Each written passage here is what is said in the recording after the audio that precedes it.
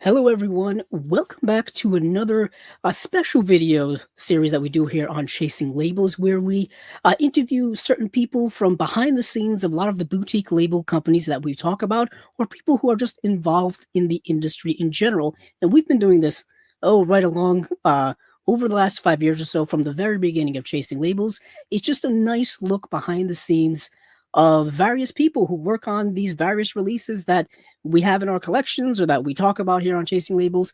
And the person I have here is someone who actually has been on Chasing Labels a few times in the past. I think it's 4 times. I don't know. I should have gone back and done some research on it. But the last time we saw him was our 100th episode extravaganza from a couple of years ago. And it is my good friend, Scott Saslow. And he will be here talking about the various releases that he's been working on and what he has been working on recently. So, without further ado, let me bring in Scott. And there he is. Hello, Scott. Welcome back. Hey, what's up? Cool to be back. And yeah, I forget if this is my third or fourth time, not counting the 100th Okay. episode celebrity cameo, I guess. A special guest cameo. It's like a night. What was it like Night of the Stars that they used to have back in the day, where they would bring out all the stars and Well, they it's would like, oh just my God, talk. Dean Martin. Yeah, Jimmy Stewart. What are you doing here? Nice, but welcome back. Glad to have you. And I've been kind of hyping you up a little bit over the last several months because you were involved in making like my favorite release or one of my favorite releases of 2025. So I said at the time, let me contact Scott. Let me see if he'll be interested in coming on. Obviously, with scheduling and all that kind of stuff. Here you are. Finally, the months do go by quite fast. Yeah. So, for people who don't know who Scott is, Scott, who are you and what do you do? I'm a freelance graphic designer. I've been at it for, God, probably 10 years now. Went back to school at 30 for graphic design. And other than one job right out of school and that I quit and one paid internship, I've pretty much been freelancing the whole time. But, I got in with Arrow uh, around 2017 or so. And that, the cliche is true, work leads to more work. So I work on a semi-regular basis with Arrow. I work a lot with Fun City Editions, a few other labels here and there, and occasional, key art jobs too. But I enjoy working in the physical media space. And yeah, it's been busy. Can't complain. If I have one day with no work emails, I start to panic, but then they just come in the next day instead. But yeah, I got to work on some really cool stuff over the last year. Yeah, for those of you who are longtime listeners, longtime, I guess, watchers, but I think we Scott goes back all the way to the early days of Chasing Labels, all the way back to the audio only days, I guess you could call them. And there is a running list we have on our Facebook page of like all of the different guests we have, and I always have to go back to look at it just to get the specific like episode dates. And yes, Scott, your first episode you were on was episode number 13 of Wow. Chasing Labels, going way back to several years ago. Because recently, I guess within the last week or two, has been like the official 5 year anniversary of Chasing Labels, which always creeps up on me every single year. The 1 years keep going by, but yeah, Scott, you go all the way back to one of our first guests. And if you want to go back and listen to that episode, it should be available here on the YouTube channel because I think all the audio for all the podcasts have been uploaded to here. If not, it's probably on Apple Podcasts and stuff like that. But that you'll get basically the life story of Scott Saslow up until that time, and the education, the life, the day in the life, all that Wow. stuff. We went pretty in depth back then, just about like the different uh, you know jobs and journeys you had throughout your life, like you were just saying, getting into graphic design now, but doing other things earlier on. And everybody finds their calling at any time in life. It really doesn't matter when you get to it, as long as you do. But yeah, so you primarily, I know that you work on a lot of graphic design when it comes to um, booklet layouts and layouts of covers and stuff like that. Mhm. And I know you've done some cover art designs and stuff as well. I have not tons. I'm very minimalist. I'm not an illustrator. Mm.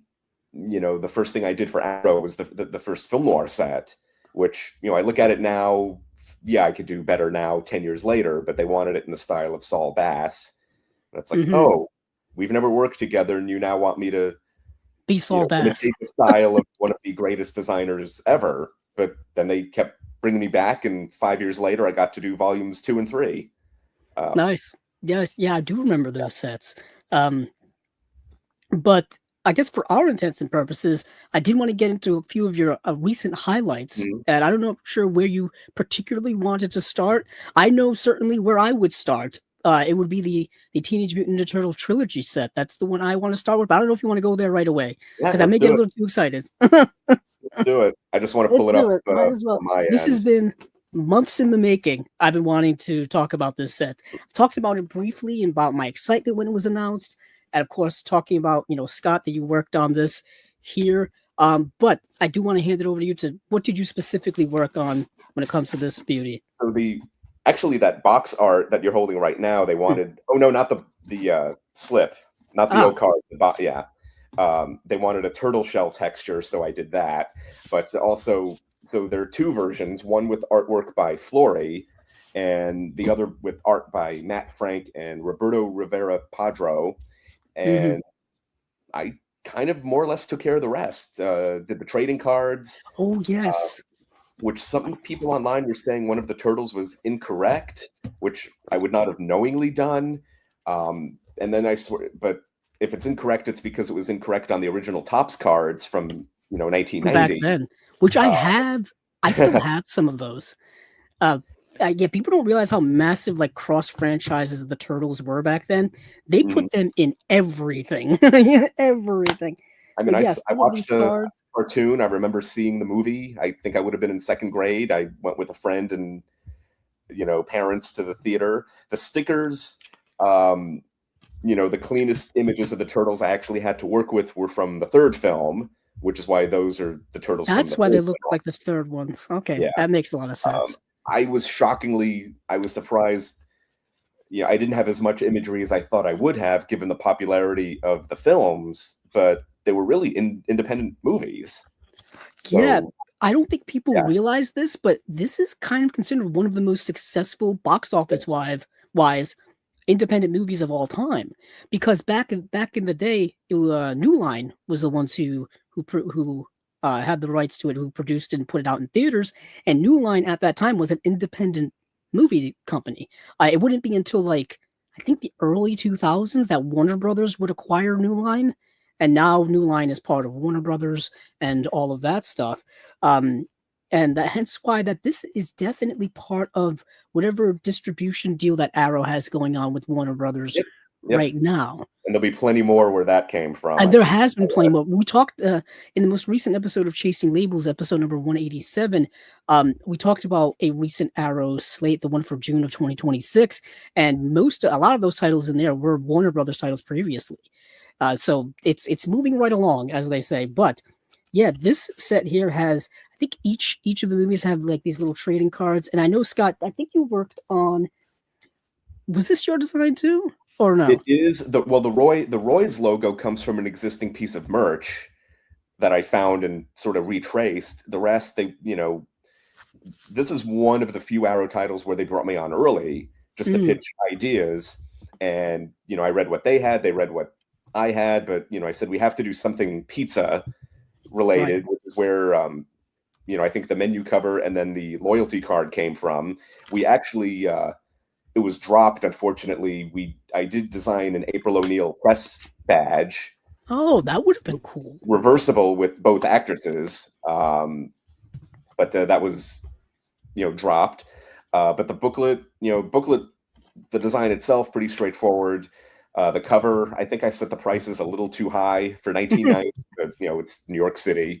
Yeah, the trading cards, but just keeping track because it's dual format, dual region, and two Mm, artists, so everything is multiplied. So right. it's that's one where that's a good half a day just doing the packaging shots and keeping track of everything.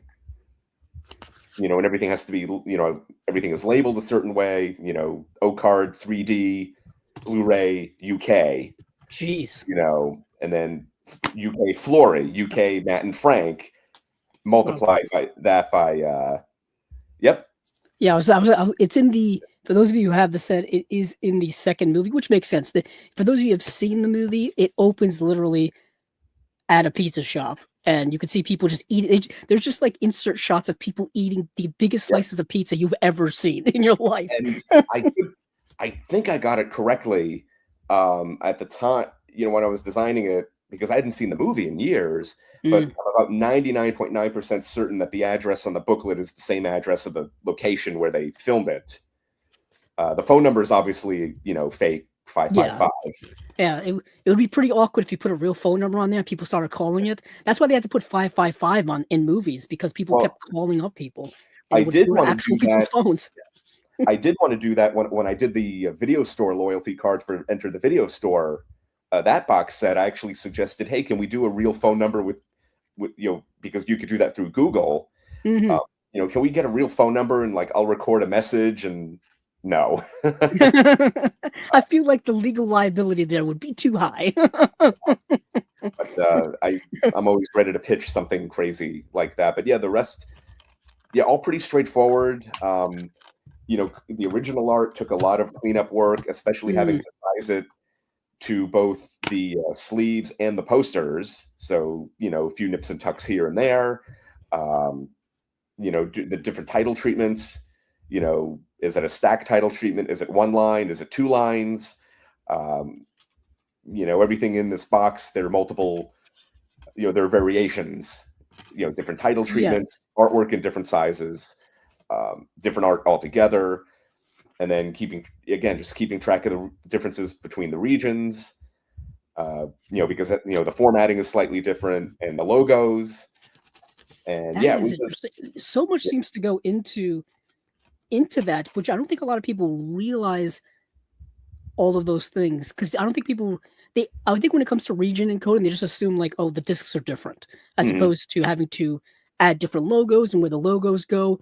Therefore, the art has to be readjusted on them and whatnot. Also, in the UK, they put a lot of ratings logos on their packages versus here, where we don't typically have that, unless on the back it's usually the MPAA rating. Yeah, PG-13 or PG or whatever the case may be. So that's a little bit interesting, and having to format all of that and make it look right must be quite a task. And I will, every now and then I will notice a mistake, or I think if it's UK, because there's more going on the bottom, sometimes I have to change the font size, but making sure that's consistent throughout. And I mean, I'm talking about fractions, 7.5 points instead of 7.75, like that level of detail. Now, this is completely nerdy, I guess, mathematical stuff, which I'm not a mathematician at all. Do you have to adjust the measurements on things, because how overseas they use the metric and here we use standard, or no, nothing like that? Well, in case you're sending artwork overseas and they only know metric, do you have to convert it for them? No, not at all. But if there's any conversion to be done, it's on my end. And in InDesign, you can use pretty much any unit of measurement that there is. My only thing is, making sure it's in proportion. So I don't do this with every release, but making sure that for instance, if the special features text is one size, and then the special edition content header is one size, and I have to shrink one down, I use a proportion calculator to make sure it's shrunk down in relation. Everything's got to. I would say, if you move one thing, the rest have to be, I'm assuming, readjusted. And it really all depends on the release about how much is listed and how much you have to, I guess, squeeze the font in there, because obviously the first Turtles movie, I think, has the most features on it, and then it gets less and less, so you have more space, I'm assuming, to work with over time. As I bump the microphone. I just finished a release for Arrow today where I had plenty of, for once, I had plenty of room, so it wasn't an issue, just a matter of making sure everything is evenly spaced, but I didn't have to worry about running out of room for the text. And there have been those releases where, okay, it's going to be small. You know what? If I can suggest a change in the wording, and I have, then I will. If we can didn't think if of certain that. things can be reworded or shortened, even if it just saves 3 words, sometimes that can make a difference. Yeah, we're really nerdy now. Yeah, I was just saying that I didn't even think of changing like descriptive words to make them shorter, or even in like the blurb up top here, make that smaller by condensing, like using like one line per description of the movie or Yeah. whatever the case may be, or one sentence. Um, what is interesting about those things, it's like typically, I guess I can't really speak for every collector. If you're buying something like this, chances are you're a fan of this. This was like a fan's dream, if you will. And now, Scott, I don't know what your history is with the Turtles, but this is like my childhood in a box, pretty much. I watched the cartoon like Yeah, every same kid here. in the late 80s, early 90s. Saw them first 2 films in the theater. I remember the first movie saw with a classmate and like her mom or something. I would have been 8 years old, 7 or 8. Um, and saw the second film with family. And I remember we actually got there a few minutes late. Ah, Uh, there was a line at the concession stand. Um, Third film did not see in the theater, but my brother, who's 3 years younger than me, he had more of the action figures, and I still have mine yeah. in a box somewhere. Um, the original ones from the 90s. You kind of had to be there at the time because the Turtles were like a worldwide phenomenon of of a franchise. The, this But we did, movie, yeah. yeah, the cartoon was a massive hit. The comic book was a massive hit when it came out. The comic book came out in 1984, and this movie came out in 1990. And I think the animated series was 1987. I want to say it was around that Oh, time. I'd have to check. I'm not sure. Yeah, I would have to check too. But it was all this was like coming together at the same time. Plus, there were video games and all kinds of other stuff that were going on with it. I know I still have my Nintendo games for the Turtles that I had when I was a little kid.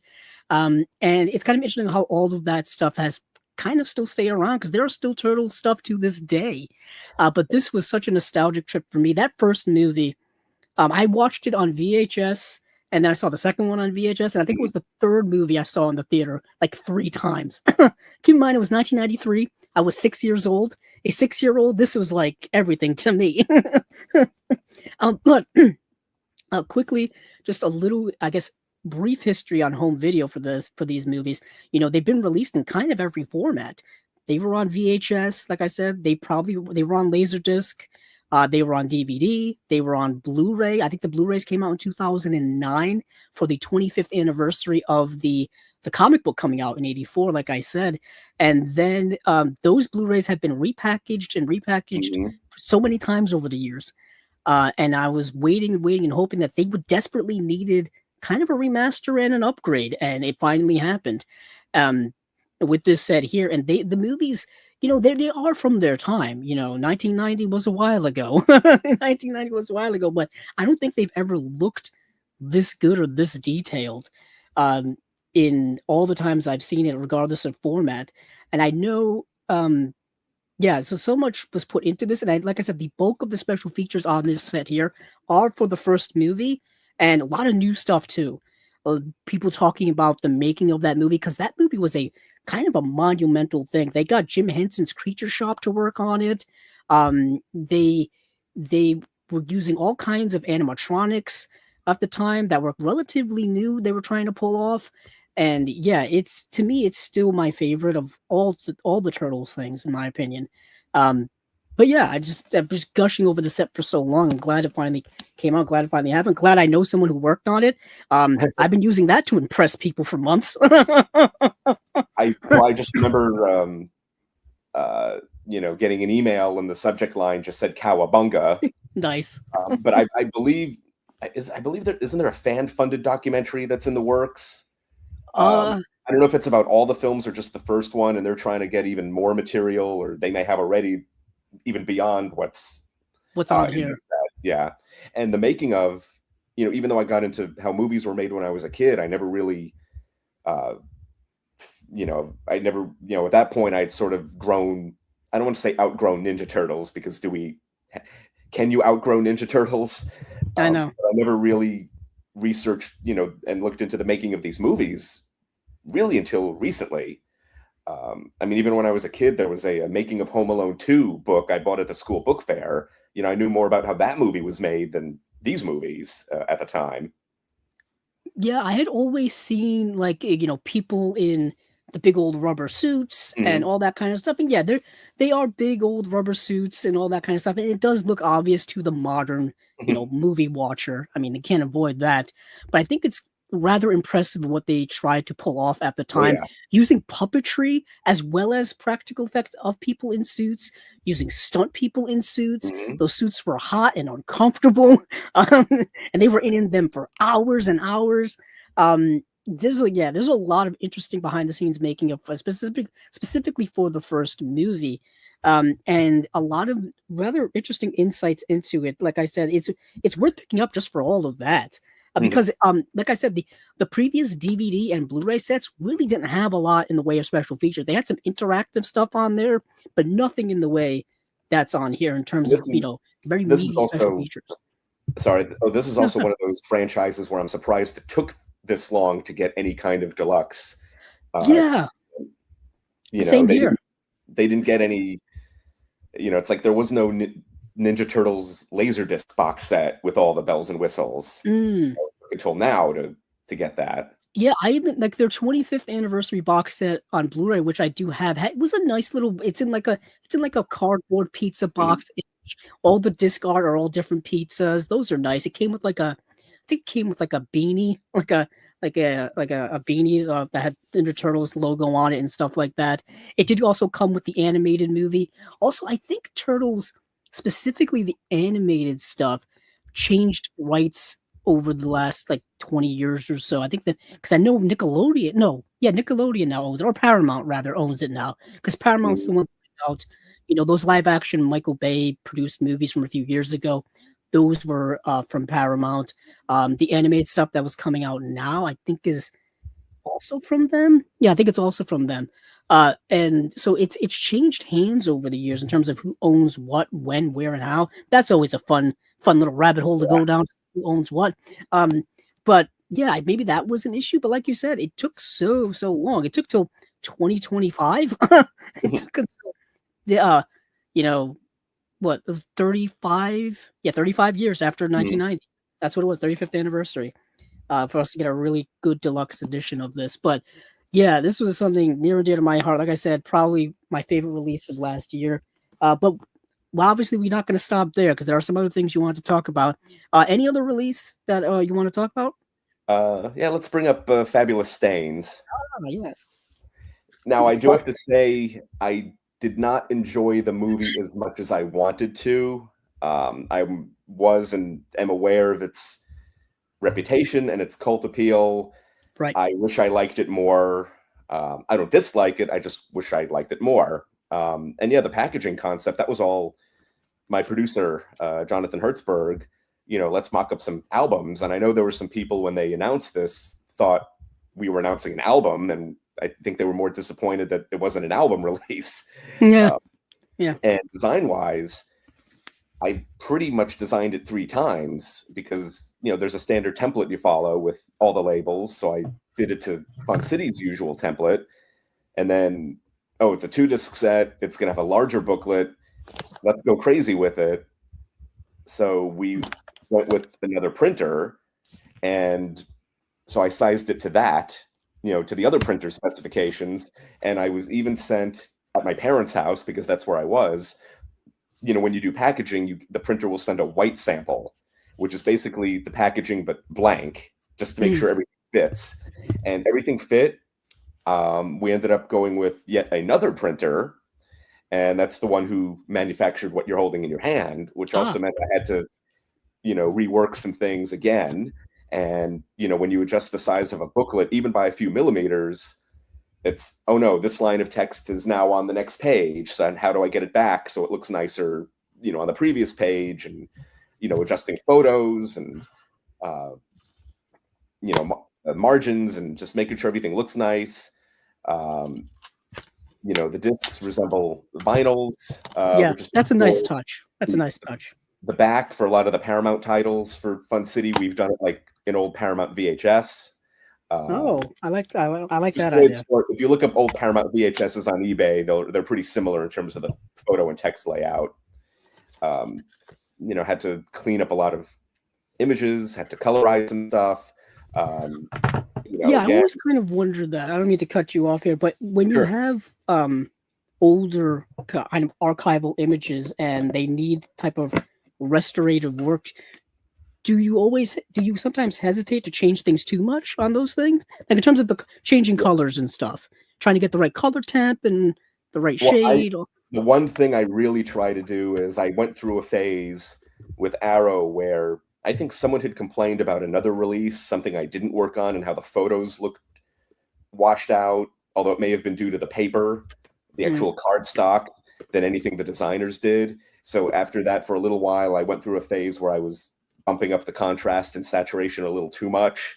The initial Blu-ray of Mallrats I worked on for Arrow, I look at the photos and it's like, yeah, these are a little hot. So my main concern is actually that. But no, I try not to. I mean, I usually do a white balance pass if there's something that's really faded. But I'm also trying not to, still trying to retain the detail in the darks, and yeah, and just try to clean things up the best I can. But I'd rather have an imperfect mm. still than one that looks too processed. It looks too inaccurate. Yeah. 'Cause I didn't know if you, yeah, because I guess I don't know. Maybe people's mindsets when it comes to restoration is to get it as close to the original as you can. Mhm. Like I'm assuming that that's a goal. Well, I have Uh, nothing. I mean, I get the stills, but yeah, whether but they're then black yeah, and I'm white, also wondering like, do you have no reference for what the original looked like? exactly. Oh, never mind then. When it comes to going back to like a 4K re-release of something that you worked on previously, are you allowed to go and make those adjustments like you said on Mallrats or something like that? Well, just with Mallrats specifically, because I had worked on it the first time Yeah. when we did the 4K, I didn't have any of the stills. It was Oh. like Universal had sent over like 1,000 stills. I couldn't keep them all, but I was able to go, you know, take my existing booklet file and update that and go in and, make a few adjustments here and there. It actually, I could have made it look even better if I had the original stills and I could have done it all from scratch. Um, Mhm. but yeah, I fixed up a couple things here and there.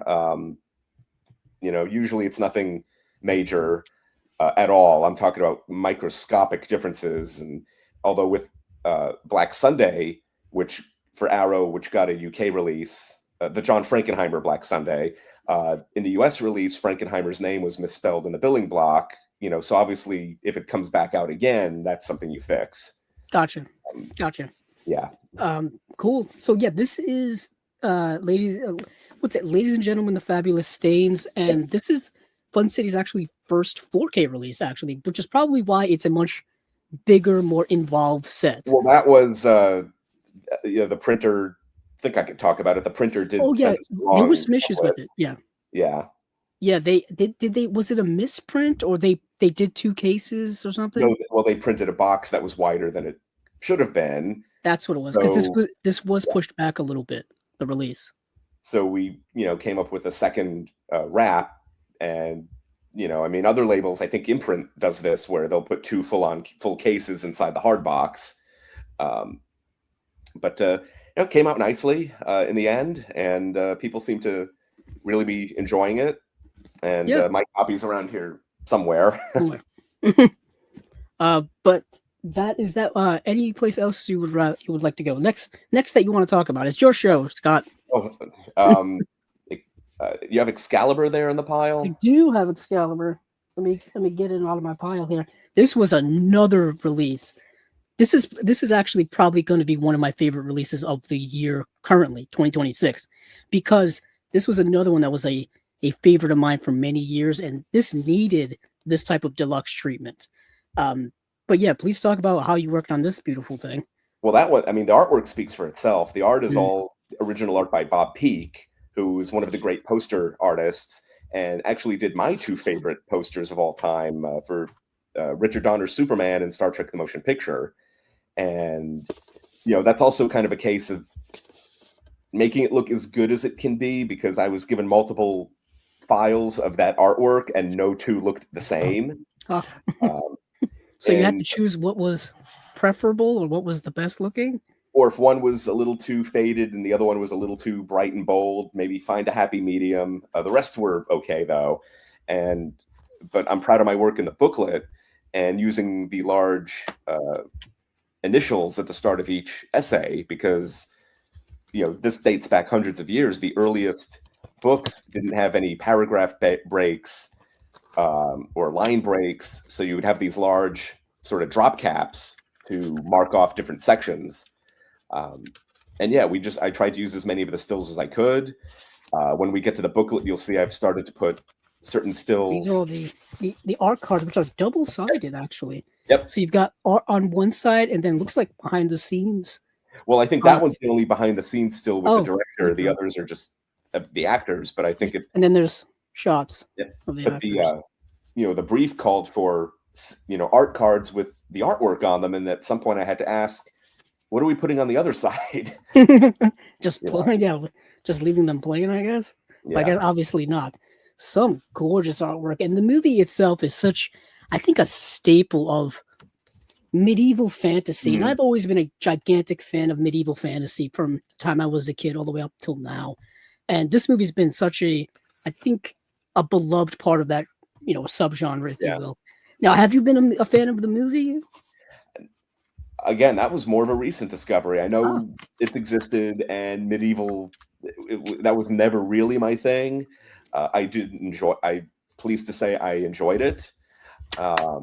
Plus, I also watched it again because there's a guide in the booklet to the characters, and I wanted to make sure I knew who the hell I was talking about, and I put the right photos next to the right names. But if you look through the booklet, you'll see at the start of the essays these large letters, and that dates back, again, hundreds of years. Oh, yeah. It looks like a medieval... Yep, like book. A scroll or a codex. Yes. And I could have done more with that. Font and everything. If the booklets were larger, I could have had more fun with that. But at the end of the day, the priority is readability. And if you noticed, I've started putting stills outside the text itself, into the margins. Yes. Mainly just for room. But, when you do page layout, you always have to start with a grid. But then once you have your grid, then you can break it. So there is a method to the madness there. Now, that's a nice shot. Do the pictures change? Like, how do I want to say this? The pictures that you choose to put in like the margins or in the middle of the pages, do you pick them out specifically because of their size and how they're going to fit within the paragraphs or within the writings? Some more often than not. Just to not throw off the whole, the font size and what's on a page and what's not. I know that there are photos where, if I have a portrait size spot, I'll try to find a portrait size photo instead of fitting a landscape photo into that, or vice versa. If the text runs over, hopefully I can make this photo a little smaller just to let that one little bit of text back in. It's really like, I'm trying to think of a good analogy. I don't know if Tetris is the right one. We're just trying to... Yeah, that works. Building blocks. You're trying to put the puzzle pieces in the right place. Pretty much. I'm doing I just did a first pass of a 40-page booklet just the other day for Arrow. And, that was just a case of going back and forth. You like almost when you get your vision tested, A or B, B. Okay, now B or C, C or D, and just getting a photo that works. And I don't do it all the time. But I do try to find photos that at least somewhat correspond with what's being written, so it isn't all completely random, the placement of the individual photos. Right. So that they correspond with, there's some type of theme going on or some type of correspondence with what's on the page. Given the size and all the content, this one, came out very nicely and was relatively smooth process. My fear is I'm running out of photos. Because it's, do you find that there's more stuff for you to work, more material for you to work with based off of the success of the movie, the popularity of the movie of the time, or just it just happens to be so random? Because obviously with the movie like Excalibur, it's not as popular as let's say the Turtles or something like that. So there's more material for that. Or like you said with Mallrats, there was like 100 pictures you could work with or whatnot. Is there ever too little for you to work with? It happens, and usually in those cases, it's screenshots, or I just make the photos larger, Mm. uh, to take up the space. But no, Mallrats had close to 1,000 photos, Oh, gee. I and got my numbers wrong. a quarter of them I think were just of Claire Forlani. Uh, but no, Excalibur had just the right amount. The Ninja Turtles, as I said, I was amazed by how few photos there were. And then there are others, again, a couple of the titles that I just worked on, again, had like just the right amount, no more, no less. And I have been told a few times if I had to take some photos out, I've been reassured, they're in the still gallery on the disc, people will see them. It's okay. Because sometimes you just have that cool still. It's like, oh, this has to be in the booklet. And then for whatever reason, doesn't work. Nice, nice. Mhm. So that is Excalibur. Like I said, this was a long time coming. It was available on DVD for a while. I think it was Snapper Mhm. Case DVD Mhm. from back in the day, which Snapper Case DVDs are the devil. They get caught on everything. And then there was a Blu-ray put out by Warner Brothers, I want to say early 2010s. Something, And yeah. and that was kind of a miracle that actually came out. I have that in my collection. I think I have it in my John Boorman section right now. John Boorman, who also directed Point Blank and Mhm. Deliverance, and I think he is actually still with us. And I think there's an is there an interview with him on here? I Him believe. and then his son joins him, I believe. Yes, yes, yep. Director John Boorman and actor Charlie Boorman. Um, Yeah, this is a great set, great addition. Like I said, the Blu-ray had come out and it looked fine at the time. We were just happy to have it, but it's Yeah. nothing like this at all. This looks beautiful. This has, I believe, two cuts of the movie. It has the TV cut, which is shorter, much shorter than the theatrical cut. The theatrical cut's the one you want to go with. That's the 141-minute cut. They cut out so much for the They TV would cut have of the to. movie. Um, Um, that's something I wish more labels did, but there always seem to be rights issues around that sort of thing. yeah, yeah, that is interesting. Because I don't think a lot of people realize that back in the day, movies were in the theater, obviously, but after a while, they would put them on TV in syndicated cuts because they had to put Mm. the commercials in there. That was something they don't do now at That all was anymore. something. Not with streaming, where you can just watch the movies anytime, anywhere. There's no reason to put them on network television. Sometimes they do it for like holiday things, like you'll get certain holiday movies being put on certain channels and whatnot, but not like it was back then. Not at all. Not like this. Not like back in 1980 or the 80s, Mhm. essentially. And But that was something we talked about on my first appearance because I think you guys were reading off, I think, Indicator's latest announcements, and they had released a bunch of war films from Universal, and one of them was, I think, Midway, which yes, had an extended cut for TV, and we talked about that, growing up with those cuts, and then when you watch the film on Blu-ray or 4K, and it's like, wait, is something missing? But it's from the version you grew up watching. yeah, and sometimes like you never see those cuts again. Like they Yeah. don't end up on, like you were just saying, if it's a rights issue or they don't really care. You mentioned Superman the movie. There is a TV cut of Superman the Yep. movie, which is now available on Blu-ray, I believe. I Yep. think it's through Warner Archive. Yep. There's like several cuts of that movie. If I remember, there's theatrical, extended, and the TV cut. Pretty sure. I Yeah. just riffing off of that. But Hopefully, speaking I'd of love other, to see the archived. mm, I mean, I think 2 and 3 had TV cuts. It'd be cool to oh, if the archive did those at some point. that would I be think. interesting. Yeah. I know they just did the 4K releases for all the Christopher Reeve movies. Mhm. Surprised they didn't include those on there. I mean, maybe they were just porting over the stuff from the Blu-rays. I don't know. I haven't investigated too much Yeah. into those releases, other than the fact that they did re-release those 4Ks in a newer edition that fixed a lot of the issues from the Mhm. initial release. That I do recall. That I do recall. But next title in the Scott Saslow oeuvre. Oh boy. Let's do. I do want to talk about Inner Space briefly, but let's Okay, do them sure. now. Yeah. Yeah, It's not out yet, so I don't have it. I know. But no, so Inner Space, I knew they were working on it, and I lobbied to get on that one because it's my favorite Joe Dante film. It's one of my favorite Amblin films. I've been a fan since I was a kid. Um, we've got original artwork. We have a couple of posters that I'd never seen before that are in the booklet. New artwork by, I believe, just want to get this right.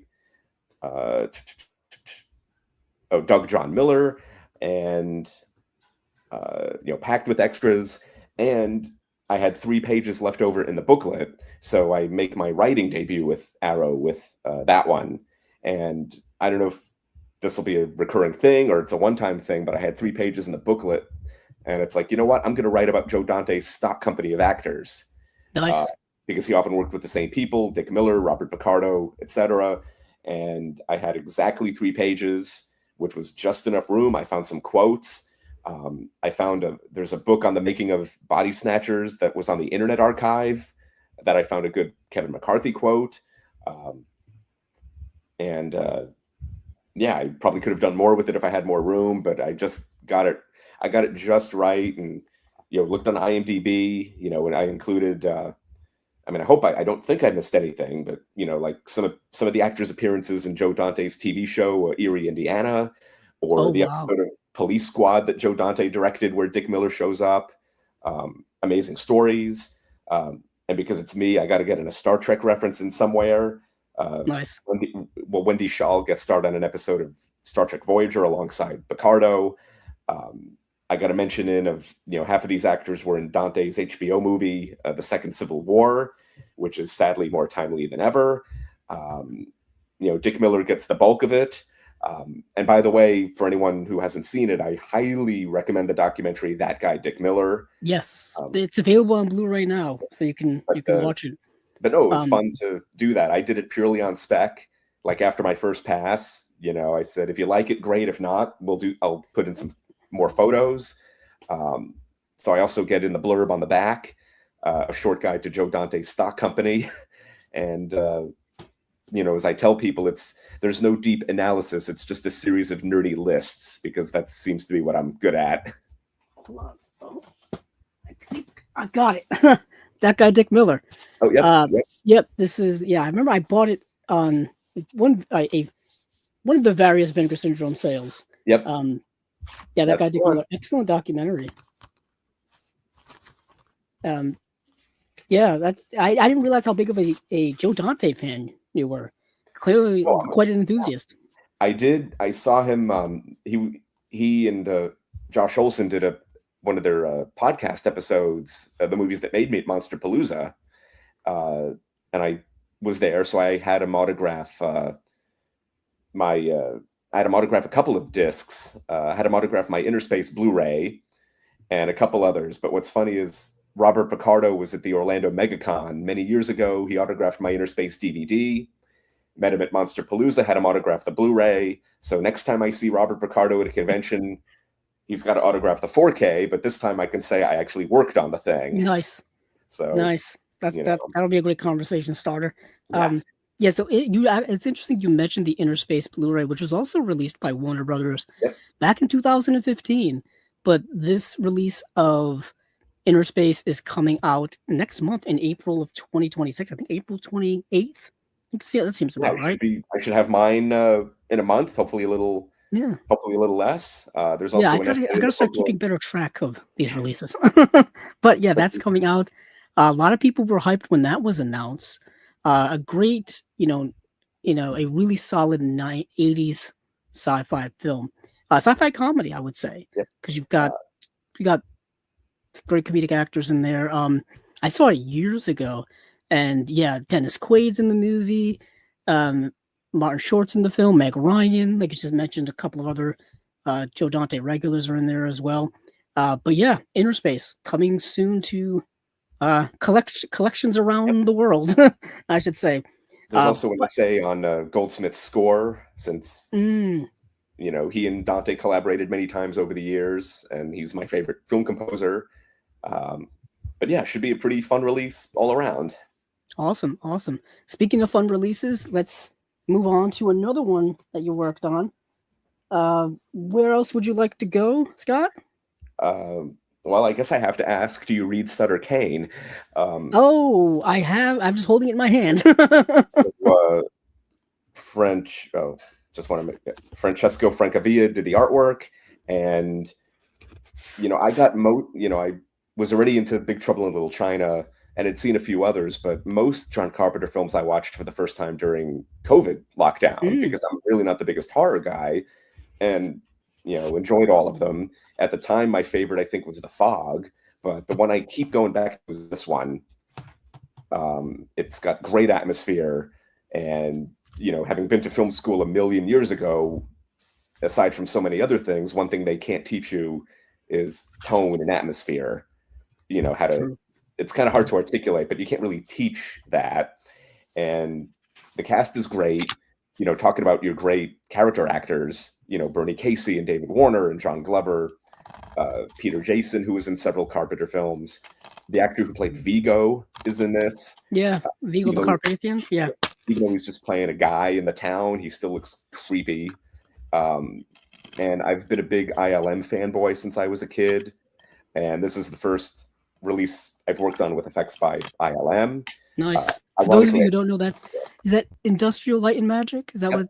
Yeah, yep. That was George Lucas's special effects company for the longest time. Mm-hmm. They're still around, but they're still doing work. They're as busy as ever now. Yeah, because they still, I'm pretty sure they're still part of Lucasfilm. Man. Mm-hmm. But I sent a fan letter to them when I was like 11 or 12 years old. It was just before we had the, I guess, America Online. So I think I had my mom call information for Marin County to get the address. And they sent a form letter back. It was great, but of all the things I kept from when I was a kid, I have no clue what happened to that letter. Yeah, it was cool to work on a movie with effects by ILM. And then I think like a week later, I got The Mask from Arrow to work on. Oh, nice. Also effects by ILM. But no, this movie, it's so much fun. And, there are a couple of shots that kind of, I don't have any, we all have fears, and I can't say this is one, but there's a shot where they're driving to the town. She looks out the car window and there's like nothing there, or it's just like clouds. And again, I can't say that's like a deep-seated fear of mine, but just whenever I see either weather videos or skydiving videos, just the idea of being suspended in the middle of nothing, like a void. Yeah, it's rather unsettling. Yeah, it is. Yeah. John Carpenter, last night we talked about Wes Craven. And for me, I always felt like Wes Craven and John Carpenter, who were contemporaries at the same time, just knew how to direct suspense. They knew how to direct horror. Like you said, they knew how to make atmosphere. They knew how to build atmosphere and how to really play with the audience members.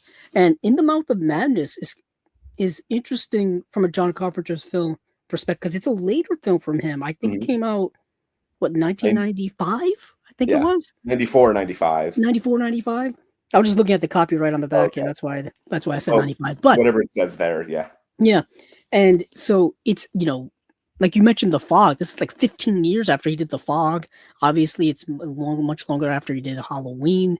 And yeah, it's how I've said this on Chasing Labels a few times. It's like the best Stephen King adaptation that's not based off of a Stephen King work, because it's got that feeling of this otherworldly horror stuff going on in it. Like it's surreal, it's weird. There's this whole lived-in world. And if you've ever read Stephen King or even watched any of his adaptations, his world feels lived in. Like there's a history behind it. There's something about it that's unique, and he loves world building in his work.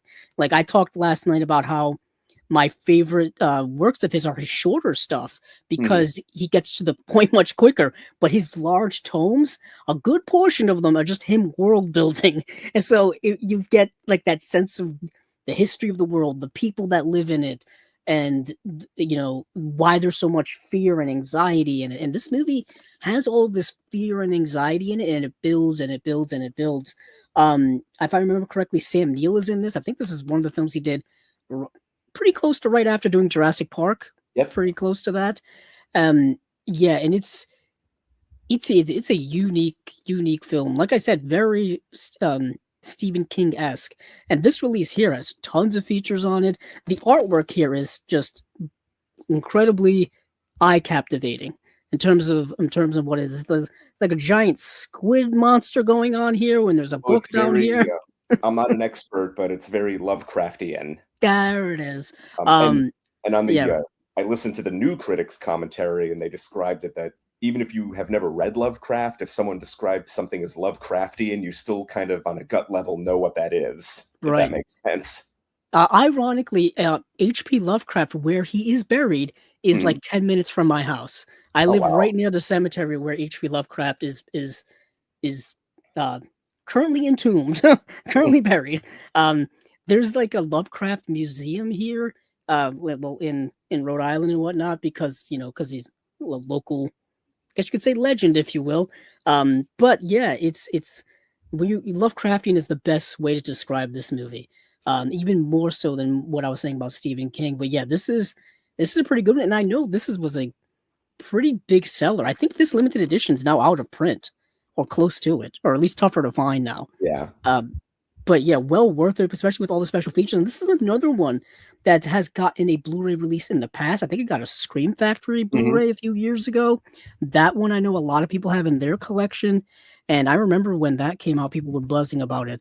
Um, and yeah, In the Mouth of Madness, which is a great title. Yeah, it came out in 2018 in that original Blu-ray from Shout Factory slash Scream Factory, and that has pretty cool cover art as well. You got Neil, Sam Neill front and center as opposed to this Cthulhu monster, but some great features on here as well. I had to pick up that to add to my John Carpenter section. That's ever growing. But yeah, that's great stuff. Anything else? Oh, I know you just mentioned The Mask, and I know you worked on The Mask. I didn't want I to. I did work on The Mask. That one, again, I remember seeing that in the theater. That one pretty straightforward Yeah, to work on. Some of the original poster art needed some TLC quality wise, and to get it to fit the template and everything. And I think some of the title treatments I had to recreate from scratch, which I don't always have to do, but it's nice to have a scalable vectorized version. And it's one of the few movies I've worked on. It's one of the few movies I've worked on that my old roommate in LA has seen, so I bought her a copy. I ordered one for her after it was released. nice. That's a great gift. Something like that. I think, if I recall, I think the title I recreated. I just traced over the existing one so I could have a high res version. Oh, nice. Um, I'm curious what the material you had to work with this, just because it's based on a comic book and it was a Jim Carrey vehicle that really mhm. another one that launched his career into the stratosphere back in the 90s. Um, and in similar cases to what we've been talking about with a lot of these releases, well, some of them, like Excalibur and the Turtles, Mhm. this was one that needed a restoration and needed some type of deluxe release because, it's been available, like I said, on every format for the last Mhm. 30 years. But the Blu-ray is another one that's been that was recycled over and over again in just different packaging.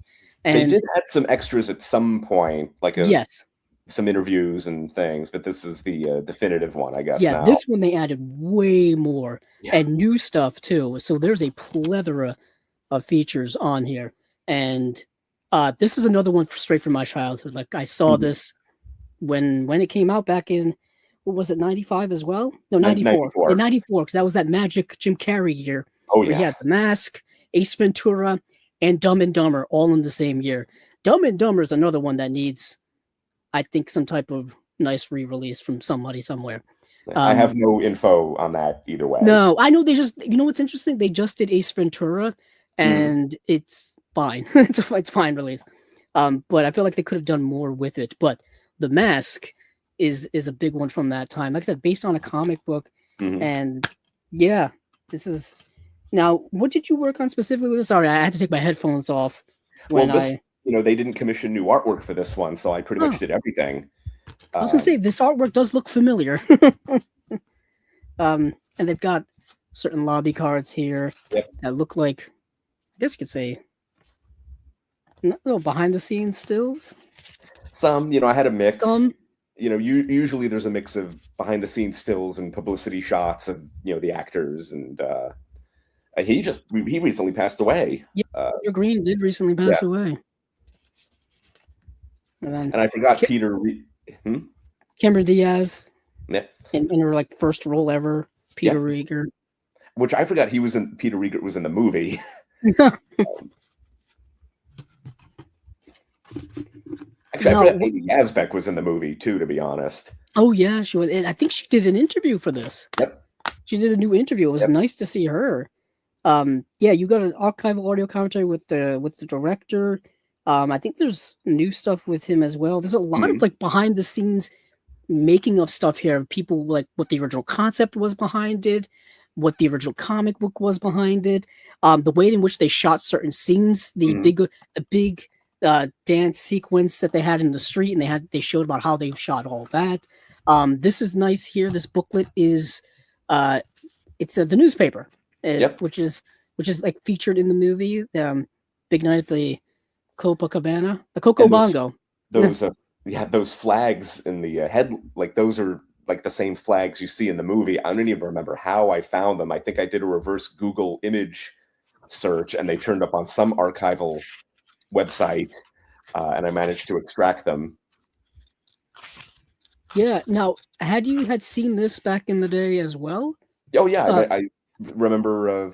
I think my mom took me to see it in the theater. I would have been 11, I think, a few months shy of 12, so hmm. perfect age.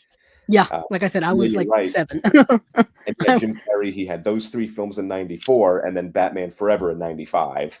Yes.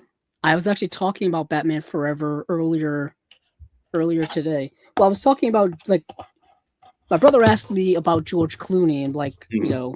his career trajectory, and I was like yeah, he started out on ER back in the day, and then he pretty much transitioned from there to making movies. He made From Dusk Till Dawn, then after that he did Batman and Robin. And then he was asking me, "Oh, then, he got Batman Forever and Batman and Robin confused." And I was like, "Nope, Batman Forever is the one with Val Kilmer and Jim Carrey."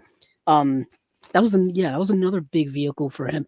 I mean, and I've mentioned to him there's a much longer Joel Schumacher director's cut of that movie, Yep. which people want, Yep. and it's out there. Whether I don't know what condition it is in, people were talking about it the other day on the internet. This is me just riffing here, and I probably shouldn't because it's not the place for it. But I'm like, people want it to be released on Blu-ray and 4K and stuff, and I'm like, I have no idea what the condition is of that. From what I understand, it's probably a work print. So there's probably so much unfinished stuff with that movie that Warner Brothers is not going to pay millions of dollars to finish it. Now I have that feeling. well, there are deleted scenes on that disc, but I don't know Mm, how much more is missing. And yeah, there would have to be probably new effects yeah. produced. I swear I read Kevin Smith actually did a screening of it. He did a few years ago at his theater in New Jersey at Red Bank, and I talked about it recently on Chasing Labels that they had scheduled last year, I think, or Mhm. yeah, last year to do screenings in LA for it, and I think Warner Brothers put the whole like stop on that, told them they couldn't do it, so they had to cancel it, And I and remember so because like I said, it's out there. yeah, I was in LA, like I Mm, just gotten in town from whatever trip I was on, and I would have gone had it not been canceled. yeah, so obviously someone got a cease and desist order Mhm. about that. But that would be something that would be a nice release. I know they've re-released those Batman films, but Batman Forever I feel is like the maybe the diamond in the rough of those movies. That would be an interesting like big old Joel Schumacher deluxe release. But some yet again something from my childhood as well as The Mask. This is another excellent release. This movie's never looked this good, and the special features are worth it in general. Um, yeah, it's something that I'm glad they finally got to do it. And yet again, another. I don't think this was Warner Brothers. No, this was from Sony. No, No, from it's Warner a Brothers. I was right. yeah, it was a new line, I think. Yeah, they just made the. I don't know, Scott, if you did this, but you made the very very small on the back. Which No, oh, just the Warner Brothers logo is tiny, tiny, tiny, as well sometimes as the I'm new asked, line. sometimes I'm asked to make it bigger. Really, I didn't even know. I was just joking with you. I didn't think that that was their responsibility. No, all of that is. Uh, Oh, okay. but You got to fit this it in somewhere I mean, I'm pretty much using the same. If I get a Warner Brothers title tomorrow, I just take my files from the previous Warner release and bring them, and bring them over. along. I got you. I got Uh, you. But I but I'm was also leery of making things. too big Mm, as well. I don't know. So Yeah, I always wondered if there was a requirement when it came to those things when they're licensing out to mhm. boutique distributors, if they have to have their logo in a certain place, like front and center or of a certain size, because we want people to know this is a Warner it, Brothers movie, you it know? varies. I know actually the one logo, actually hold up the back Mm, again. The one logo where there is a size requirement is the Ultra HD logo itself, oh, yeah, that one which is right why next to it. it's maybe it looks slightly out of proportion compared to the other ones, but it is what it is. Yeah, yeah, well, it is a little larger than, let's say, the Dolby logos or Yeah. the DT logo or even the MPAA logo, uh, but that's fine. I mean, to be honest, I think it's more so my eyesight's not so great. That's why it was hard for me to find. But there it is, as long as it's there, and it's even on the side too. Yep. It's even on the side, so that's on And both sides. Warner's, I think right after that release, we were given new Warner logos to work with Yeah, anyway. that Uh, is interesting too. A little bit of a side, because mhm, companies do change names and do change logos, when you go back and do, like, a re-release, do you have to change the logo? mhm. Um, that's fascinating. I've done it Just with because Warner Warner Brothers is Brothers. once again Yeah. moving on to another owner. I've done it with Paramount. I've done it with Warner Brothers. But yeah, it's no big deal. I'll just get in the email, it'll just say use the new logo, and that's There it. you go. There you go. Yeah. Yeah, so let's move on from The Mask. Is there anything else here? I know you worked on Westworld, um, and That that's one's a pretty straightforward. I'm yeah. I amazed feel I like it was was able just to get yeah. with I feel like four that was essays just in it. this. Yeah. There's a lot. Must have been a lot of standard material to work with that. Yeah, but that booklet packs a lot. Mm. And I think there's like four essays in that booklet. So I'm amazed I was able to get everything in with the photos and a cool little tech pattern on the top and bottom margins. Oh yeah, it's similarly structured to what we were talking about with Excalibur in terms of the way in which you kind of laid out the photos and the text Well, in there. I also Arrow's house style. Now we're getting really nerdy. Well, most of these labels prefer text with a justified margin, where everything Oh, is uniform. I prefer a ragged margin where the lines are different widths. Um, oh, so I figure if the that is text, lined up. If you look at the well, all on both lined up. sides, it's like a block of Oh, text on that's both a sides. You're justified right. margin. But so I figure if I have to use justified margins, then I'll fudge the placement of the photos instead and have more fun with that. Hmm. Hmm. Kind of reminds me back in school, high school, college, where the teacher or professors would tell you, "Hey, don't mess with the margins. Like they've got to be a certain millimeter," because the kids would mess around with that, where Mhm, they would change the margins on the word processor, whether it was mhm. off Word or Pages with um, Apple and whatnot, and so just to fudge around with that. But no, the teachers had to specifically put they have to be within a certain number of margin, or they I'm have not to be a certain number of margin. I Um, don't think I ever did that, but a quick aside, hmm, in high school, I took a sociology class, and for the final, we were allowed to use 3 index cards front and back, so whatever hmm, notes you could put on your cards, yes, that's what you could use for the final, and my dad had just bought a scanner, like our first scanner for the family. I assume it was an HP. So I scanned every page of notes I took for the class, shrunk them down, and fit nice. every note page I had on 3.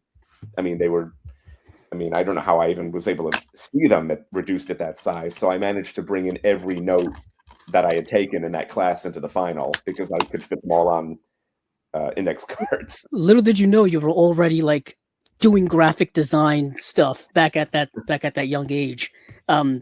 Or Yeah, I cheating. mean, yeah, we called. I mean, they called them cheat sheets, but Mhm. they were also allowed. Um, so I don't know how that's called a cheat sheet if you're allowed to do it. It's not really cheating, but I know exactly what you're talking about because it was the same thing when I was in high school, and they would let you use an index card. I remember only ever using it for a math class though, so you could put down like any type of formulas or formats that you needed to solve certain equations. It must have been in like geometry or something that they let you do that because you had to know how to, Mhm. what's the area of a circle, what's the area of a triangle. You need to know the formulas to put in there. and they would let you write those down and take them into a final for you or whatever. Um, but yeah, Westworld is another Warner Brothers film, Hmm. and this had gotten a Blu-ray release many years ago. That Oh Blu-ray yeah. was in many a bargain bin for many a time. I remember I have it in my collection, and this is a nice upgrade. I love the yellow. Now, do you get to decide on the color of these things, or is that somebody else's Well, department? the artwork itself is done by the time I'm brought on, Ah, but with me, it's just a matter of making everything sort of a piece yeah. and making sure things match. So if the predominant color is, orange, yellow, that kind of thing, I'm going to repurpose that throughout the rest of the package.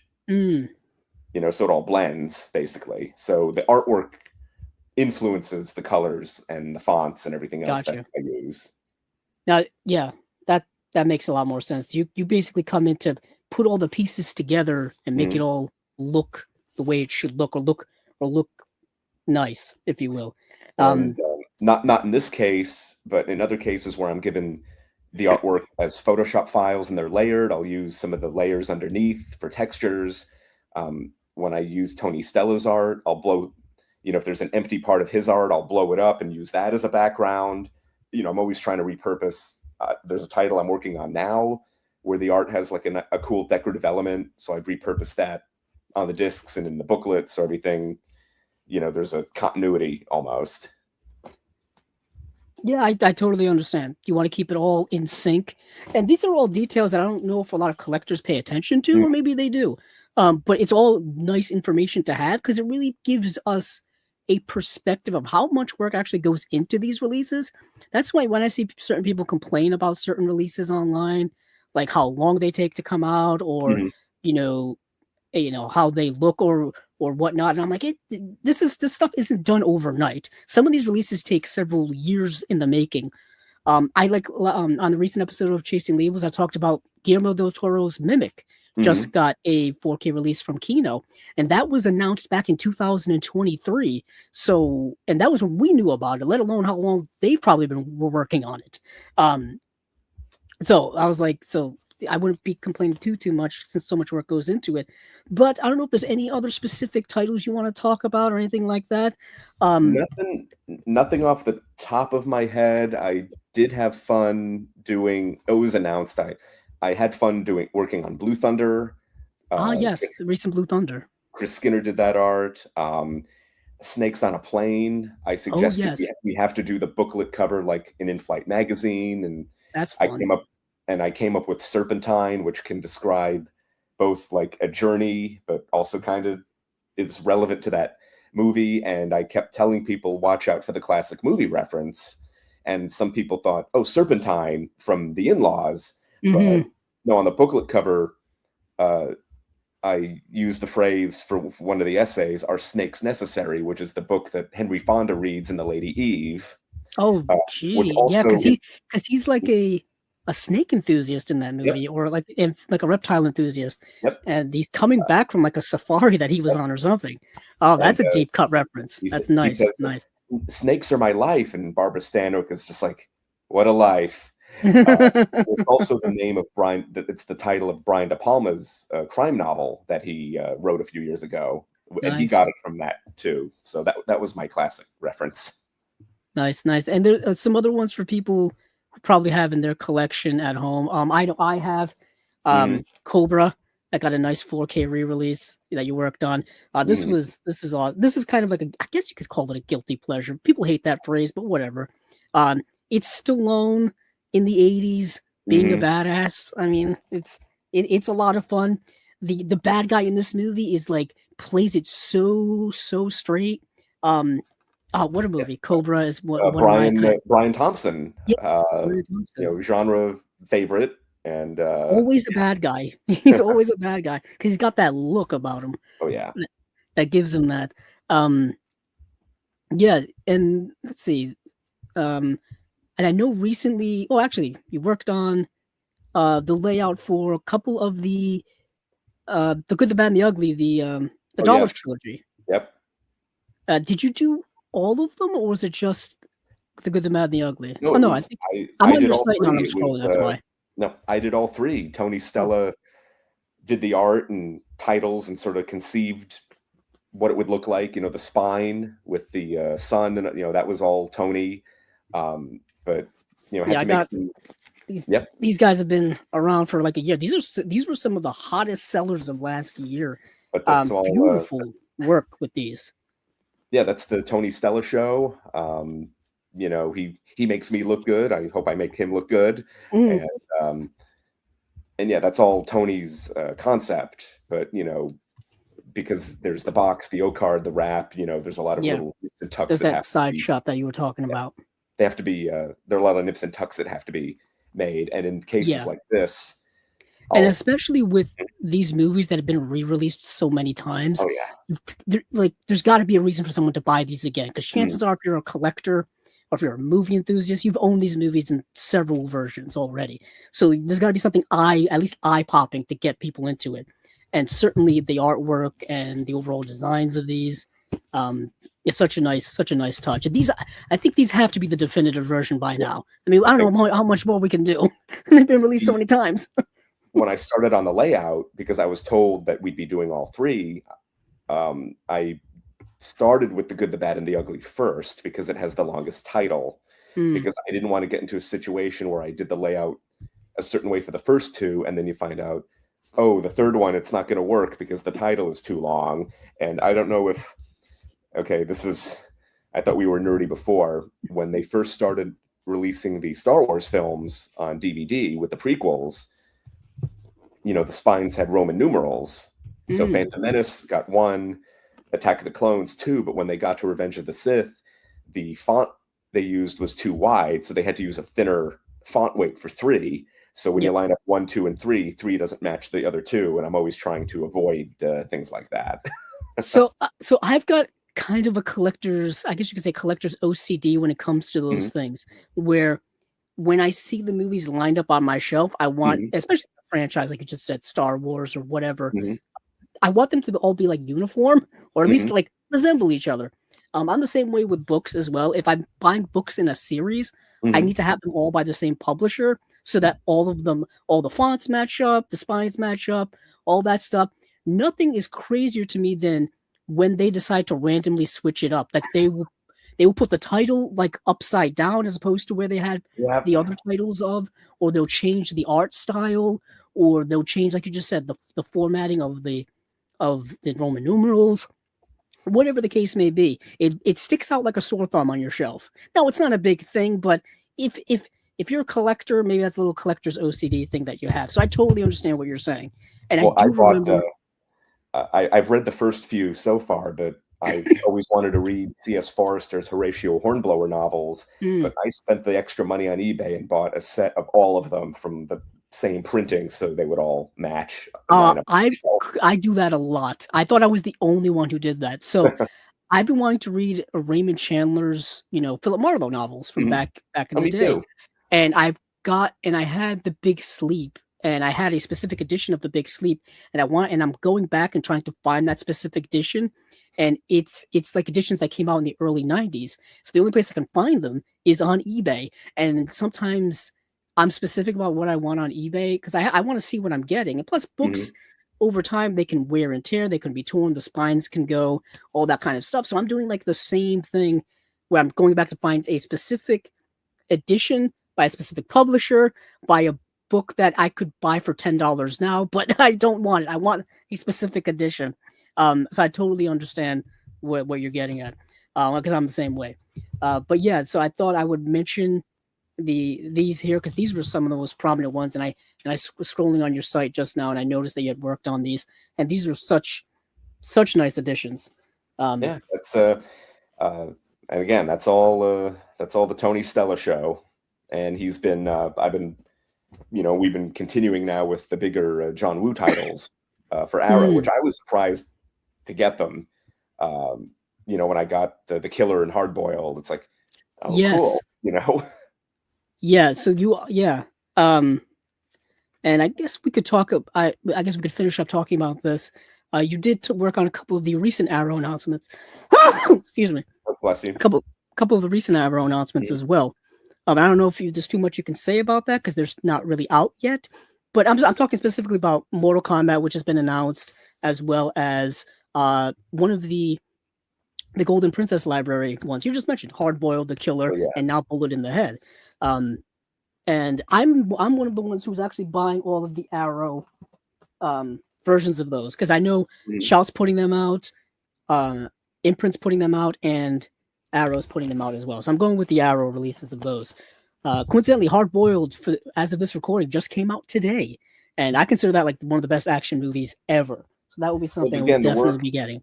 the work on those is pretty straightforward. Although some of the photos I get to use for the art cards are so low resolution, so I have to kind of use every trick in the book to get them up to spec. But again, I'd rather have a flawed photo than one that looks too processed. Mm, And Tony's art, uh, can't go wrong with that. Um, the essay, it's in the booklets, it's mostly screenshots, but you try to make those look as good as they can, because for printing, images ideally should be 300 DPI, and screenshots are usually, some things I have to up-res a bit or color correct. But again, right. it's pretty standard. I'm glad Arrow's doing these. And then Mortal Kombat, I think fans will be pleased. There's some new cool extras on them, and I had a ton of photos. So, instead of single photos on a page, I have often a lot of smaller ones, sort of collage style. And yeah, the booklet, yeah, I added this sort of red banner on top, because I was looking on eBay, and one of the old Mortal Kombat players guides, I guess there was one publisher Oh yeah, it does with say that that. banner. So I wanted to, pay a little homage to that on this. And Nice, yeah, nice, fun. like little callback to Yeah. And video games of the past of yesteryear. the Which, yeah, if you were a posters. kid, Mhm. I was gonna say if you were a kid growing up in the '90s, Mortal Kombat, chances are you played the video game, whether it was at home or at the arcade. So that little strategy guide there is a little nice little like extra Well, thing to put on Ninja that. Turtles is the one I played at the arcade all the time, actually. Oh yeah, yeah. I played that Turtles in Time. I think it's still one of the Mhm. best games ever. I The had that. posters, yeah. Yeah, I had that for the Super Nintendo, and I remember because you can get like those. I don't know if you've ever seen those arcade one-up like mini cabinets. You can get Mhm. a couple of $100s. One of them is like Turtles in Time, and I would never stop playing it if I had it. Needless to say. I will say that one of the challenges with Mortal Kombat was just getting the original posters up to par, since they required a Mm, ton of color correction. The one for Mortal Kombat 2, yeah, sooner or later I may have to post a before and after. But again, it's a case of, well, what are you comparing it to? Because if you look at Google these posters, they come up different, and it looks different on this website than the DVD. The DVD looks slightly different from the VHS, which looks different right. from, so again, And you kind of just have to split the difference.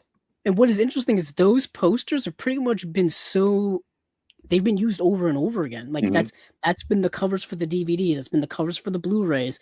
That was like the main theatrical poster from back when these movies came out in '95 and '97. mhm, I mean, these it's been reused so much.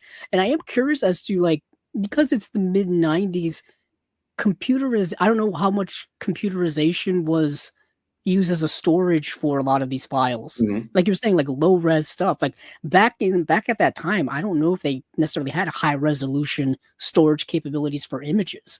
Like, because they a lot of things were still shot on, still done on film. Like I'm talking like still shots from movies Yeah. or screenshots from movies from behind the scenes or stuff like that. Those are probably all done on like, you know, Kodak film cameras or whatever.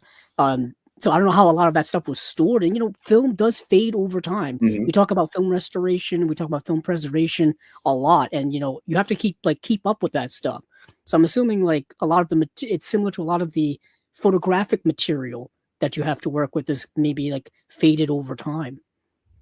No, I mean, that does happen. I don't know, and I'm sure the studios all do it differently. I don't know the studio specific workflow. I imagine all this stuff would have been digitized at and archived at some point. Mm, Um, but yeah, but certain times it's often home video assets I get too, where it's the poster, but the poster sized for what the DVD was. And Actually, and funny enough, I had to delete them, but the billing blocks had the old websites still Oh, shit. listed back when that was new, uh, so it wouldn't go anywhere. But yeah, should be fun, and I know it's a franchise that means a lot to people, and Mm, very much. design wise, anyway. I hope people are pleased. And the new art is by Matt Griffin, who does great artwork, and yeah. Beautiful. Awesome. So I guess that's pretty much a good overview of all the stuff you've been Mhm. working on within the last year or so, I guess, and a little Give or tease take. of the future. Obviously, we'll still continue to be plugging Scott's work as it comes to light over the next however long you keep doing this. But you can check out all of his work over at scottsaslow.com. Not only his stuff with Arrow, but a lot of the other boutique labels as well as a lot of other freelance work too, and all of that kind of stuff. So check that out. Scott, thanks for joining me here for this little kind of um, how would you categorize this? A little movie chat, little work chat, little just talking about everything. I feel like we covered it all. Geek chat. Yeah. Yeah, very much so. So thank you all for watching. Thank you all for listening. Hey, keep on watching all the stuff we have here going on Chasing Labels. And yeah, see you all next time. Thanks.